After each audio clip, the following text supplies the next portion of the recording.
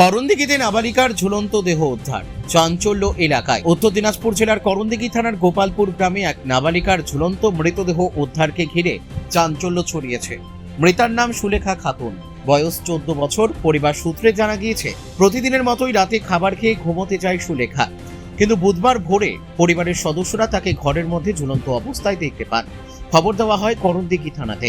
Police Sulekha খাতুনকে উদ্ধার করে করণদিঘি গ্রামীণ হাসপাতালে নিয়ে আসেন। কর্তব্যরত চিকিৎসক তাকে মৃত ঘোষণা করেন। স্থানীয় বাসিন্দাদের দাবি, সুলেখা জন্ম থেকেই মানসিক সমস্যায় ভুগছিল। তবে ঠিক কী কারণে এই ঘটনা ঘটল তা এখনো স্পষ্ট নয়।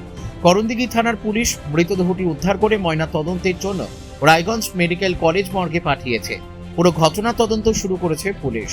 এই মর্মান্তিক ঘটনায় শোকের ছায়া নেমে এসেছে গোটা এলাকাতে। কি হয়েছিল ঘটনা? মেয়েটা অ্যাবনর্মাল আছে, মাথা খারাপের জন্য হ্যাঙ্গিং করেছে। কোথাকার বাড়ি? বাড়ি গোপালপুর। নাম কি? সুলেখা খাতুন।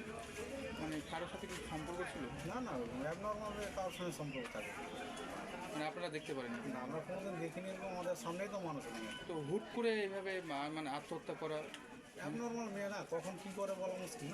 এটা কি মানে জন্মগতভাবে ছিল? জন্মগতভাবে। বয়স কত মেয়েটার? 14+। 14+।